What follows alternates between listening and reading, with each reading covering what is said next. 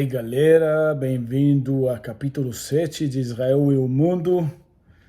E hoje eu queria falar de duas notícias, principalmente. Primeiro, uma curta, que se olhar em Israel vai ver que quase todas as notícias são tudo sobre essa reforma jurídica. E no meio dessas notícias, dá para reparar um pequeno detalhe que o Irã conseguiu enriquecer o urânio até 84%, que é bem perto a 90% que precisa enriquecer para poder utilizar urânio enriquecido para a construção de uma bomba atômica. Então, primeiro vou falar uma coisinha bem curta sobre essa reforma jurídica e já vamos falar sobre Irã e continuar o que comecei no capítulo passado. A minha opinião sobre essa reforma jurídica é bem clara, bem simples. Eu acho que o judiciário em Israel realmente precisa de certas coisas para moderar o poder absoluto que ele tem agora.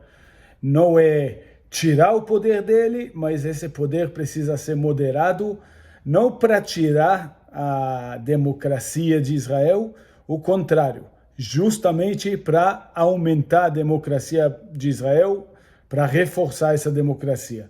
Não vou entrar muito nesse debate hoje, mas eu queria só mencionar um pequeno princípio para todo mundo que está sabendo das manifestações e das reações que está tendo em Israel, um pequeno princípio de inteligência judaica.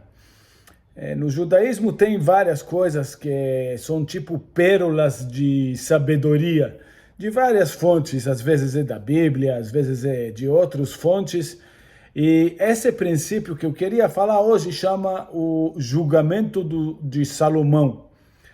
A história no julgamento de Salomão é que chegaram nele duas mães com um bebê, e as mães estavam brigando de quem pertencia ao bebê. O Salomão viu que não teve prova para nenhum lado e decidiu julgar do jeito seguinte. Ele falou que já que não tem provas, então ele vai partir o bebê em dois e mandou buscar uma espada para fazer isso. Assim que ele sugeriu isso, uma das mães que chegaram lá brigando levantou a mão e falou: olha, eu não aguento ver isso, pode deixar o bebê com a outra mulher e eu abro mão. O Salomão, reparando esse acontecimento, falou que já que a decisão dela era abrir mão do bebê, vendo que tem perigo para o bebê, isso é a prova que ela tem o vínculo especial que uma mãe tem, que uma mãe não vai deixar machucar o filho dela, ela prefere qualquer coisa, ela sempre vai optar por melhor para o filho. E ele falou que isso aí é a prova que ela é a verdadeira mãe. Tirou o bebê e entregou para ela. Eu acho que nessas manifestações que está tendo em Israel, dá para reparar bastante isso. Dá para reparar que tem não vou dizer que tem um lado, mas entre a comunidade judaica de Israel, aqui tem mais ou menos 2/3 contra 1/3. Desse 1/3 que são contra essa reforma jurídica, dá para ver sem dúvida que tem muita gente. Graças a Deus não é uma grande porcentagem, mas são muitas pessoas, é impressionante ver isso, que estão dispostas a machucar Israel, estão dispostas a abandonar Israel, estão alegando, estão retirando o dinheiro deles de Israel. Tem os bilionários que falam, eu vou tirar meu dinheiro, com tentativa de mostrar que a reforma jurídica vai atrapalhar a economia de Israel. Então eles já estão dispostos a começar isso, ou ameaçando uma guerra civil, falando que se não vai de acordo com eles, vão destruir o país. Eu acho que isso aí acende muitas luzes vermelhas, demonstrando quais são as verdadeiras intenções dessas pessoas. E, infelizmente, isso é uma coisa que precisa ser tratado, que Israel precisa ser tratado. Sempre teve, mas é um problema.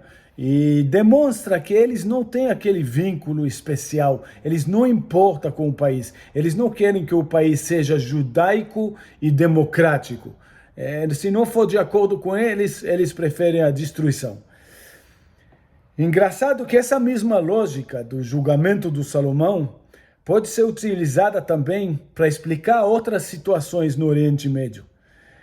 A questão de quem realmente importa com a vida dos palestinos, quem importa com os chamados refugiados palestinos, quem importa com a economia do Líbano, por exemplo, quem importa com os lugares sagrados, quem tem esse vínculo especial. Muitas vezes a gente vê que o lado do terrorismo, o lado negativo do Oriente Médio, você vê que só quer destruição, não quer paz, nem quando foi apresentado paz, não quer. Isso eu acho que é um princípio. Aquele que importa costuma ser o lado que representa a verdade. Então, vamos lá tratar com o outro lado da questão iraniana, a questão mais estratégica. No capítulo 6, eu expliquei como os princípios religiosos do Islã xiita, que a gente acha no Irã, explicam a situação que o mundo está enfrentando com respeito ao Irã. Temos uma minoria fundamentalista que praticamente sequestrou o país e conseguiu alavancar o terrorismo, dominando a própria população, assustando a região e, na verdade, até assustando o mundo através de tentáculos, parecendo um polvo que tem a cabeça no Irã e várias organizações de terrorismo, várias milícias fortíssimas armadas espalhadas pela região, ok? Então vamos pensar como um país tão pequeno do tamanho de Israel pode tentar ganhar essa batalha contra um país 10 vezes o tamanho, que já conseguiu estabelecer essa estrutura tão poderosa e tão assustadora. Em relações internacionais, a maioria das vezes, a gente não busca uma solução imediata. Aquela guerra e vou ganhar na guerra e vou resolver assim. Não é assim que as coisas funcionam, ok? Mas como funciona assim? Normalmente começam movimentos, começa estabelecendo realidades que ao longo prazo vão apresentando resultados e melhorando a situação existente. O objetivo de Israel, eventualmente, é encorajar a população iraniana a derrubar o governo, dar essa coragem neles e essa crença, acreditando que isso é possível. Não é destruir o Irã, mas sim mudar quem está no controle do Irã. Tem que mostrar que esse fundamentalismo islâmico não vai conseguir ganhar militarmente e não vai trazer resultados positivos nem para o Irã, nem para o povo do Irã. Obviamente, precisa estabelecer uma superioridade militar. Óbvio, Israel poderoso é o primeiro passo para isso. Mas Israel, isso não é suficiente. Israel decidiu estabelecer parcerias e alianças, tanto na região como no mundo. Falando em parceiros, óbvio que o primeiro parceiro mais natural seria os Estados Unidos. A gente sabe que a União Europeia hoje não é nem uma força formidável, nem nada que pode combater nada no mundo, ok? Mas Estados Unidos, sim. Só que recentemente a gente está vendo que Estados Unidos, na arena mundial, perdeu muito do poder dela. A identidade americana hoje depende muito da identidade do partido que está no controle. Um dia é um, outro dia é outro, e como resultado dessa instabilidade, os parceiros de Estados Unidos nessa região, que são principalmente Egito, Arábia Saudita e, óbvio, Israel, estão precisando hoje procurar outros caminhos. Já que Israel está procurando outros caminhos, para onde é mais natural que Israel vai olhar? Para os outros países na região que estão sendo ameaçados pelo Irã. Principalmente o mundo sunita, os países sunitas. E deles, o mais importante, o líder do mundo sunita, é a Arábia Saudita, que também, por acaso, é onde se encontram os lugares sagrados pelo Islã, que obviamente o Irã queria ter domínio sobre esses lugares. Com base nisso, o Trump e Netanyahu, lá atrás, eu acho que foi em 2019, estabeleceram esses acordos super interessantes, chamados os Acordos de Abrão, que era uma criação de um grupo de países com duas intenções. A primeira era formar relações normais, com benefícios mútuos para os dois lados, especialmente econômicos e culturais, ok? Compartilhando tecnologia israelense, compartilhando o fato que em Israel tem um mercado muito livre, muito liberal, e demonstrando quais são os benefícios de você conviver com Israel em paz. E isso foi um grande sucesso, realmente. O outro objetivo dos Acordos do Abrão era criar uma aliança, uma cooperativa militar entre esses países, baseado em um inimigo comum, sendo que todos são ameaçados pelo Irã. A ideia era compartilhar essa habilidade israelense de defesa e a habilidade militar israelense e trabalhar como um grupo maior, apresentando uma contraforça a esse poder crescente do Irã. Através dos Acordos do Abrão, o objetivo, no sentido militar, era ajudar um ou outro a combater esses tentáculos espalhados pela região de milícias xiitas iranianas, baseadas no Irã, na verdade.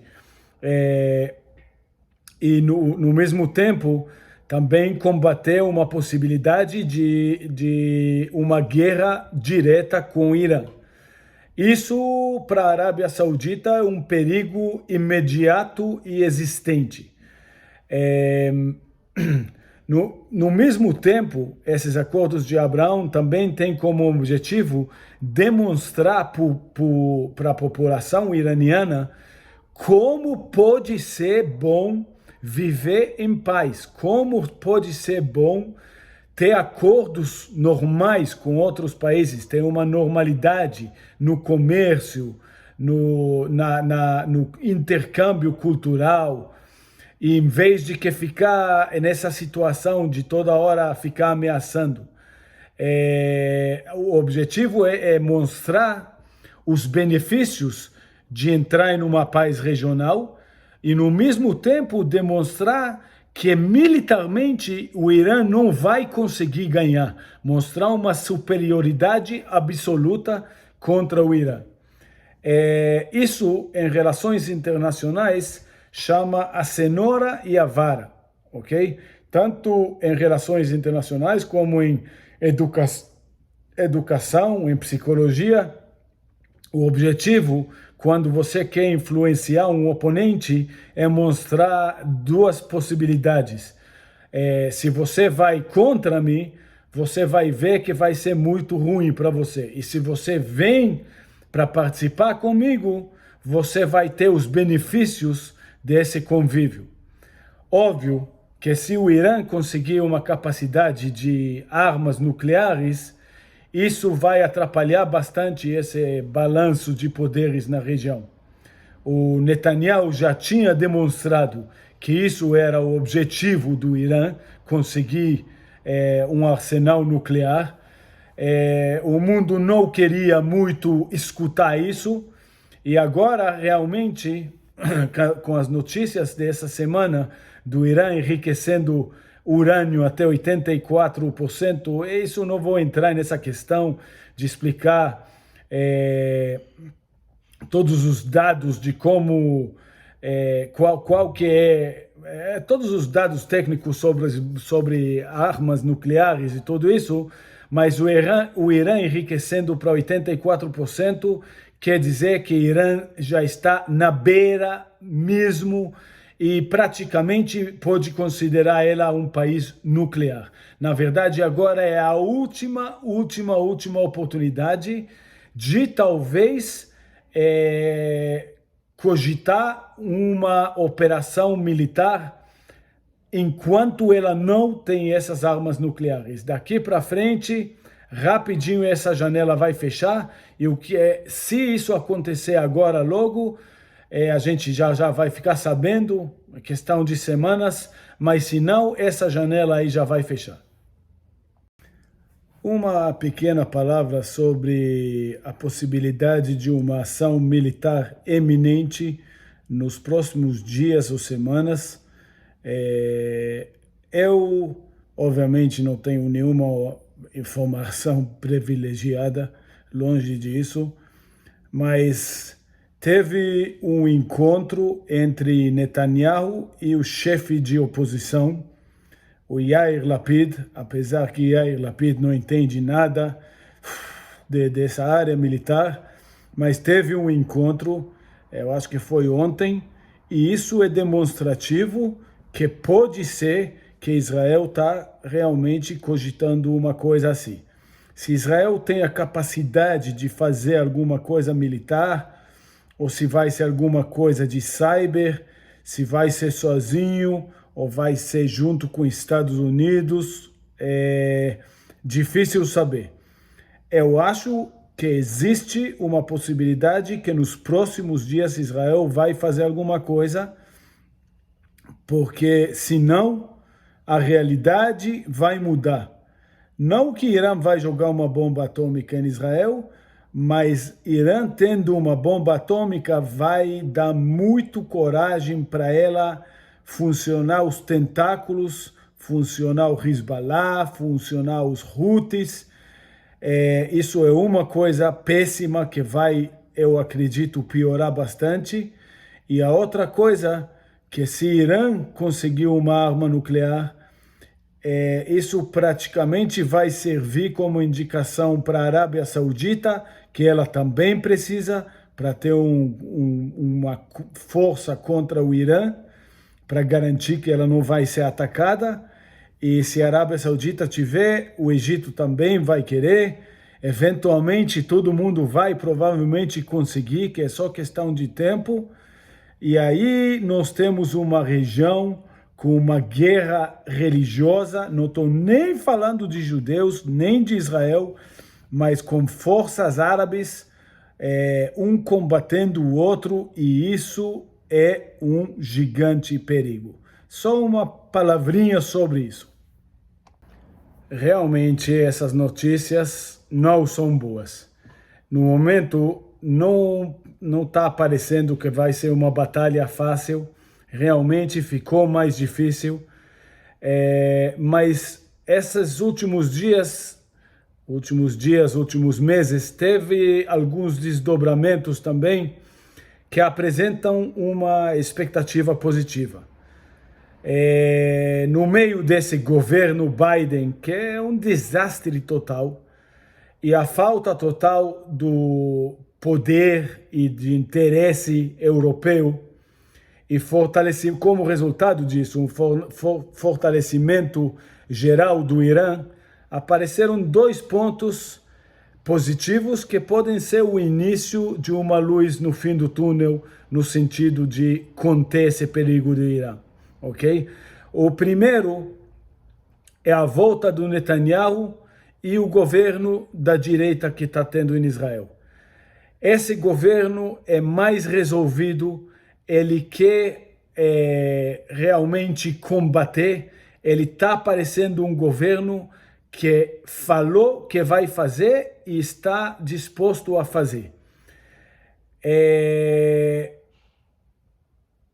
A ideia é realmente lidar com esse perigo e não esconder atrás de nuvens que nem fez o governo anterior. Se realmente isso acontece, isso vai encorajar tanto os parceiros regionais de Israel para entrar mais fortemente nas alianças regionais e possivelmente até devolver Estados Unidos e a União Europeia com alguma intenção de ajudar a combater esse problema.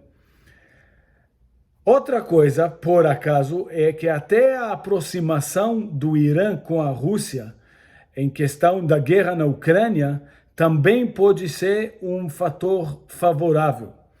Isso também pode ajudar a convencer Estados Unidos e a União Europeia que Irã é um perigo que tem que lidar com ele agora, antes que ele piore. Realmente vendo que Irã entrou em uma campanha militar contra eles, que no caso é a guerra na Ucrânia, pode ser mais um ponto convincente para eventualmente trazer eles de volta ao lado oposto do Irã. O outro acontecimento positivo, que nos últimos meses está tendo uma onda muito forte, provavelmente a mais forte que teve no Irã desde a Revolução Islâmica, de revoltas populares da população lá, levantando e demonstrando para o governo que não aguenta mais. Questão de liberdade para mulheres e outros tipos de liberdade, não querendo mais cobrir a cabeça.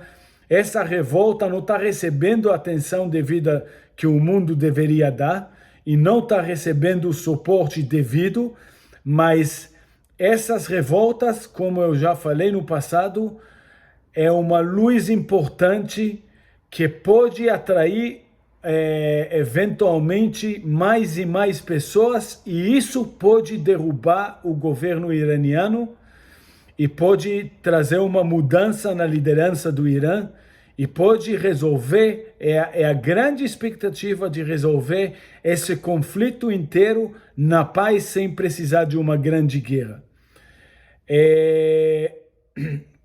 A minha expectativa, obviamente, é que isso aí vai fortalecendo e fortalecendo, o mundo vai anotando mais e apoiando mais.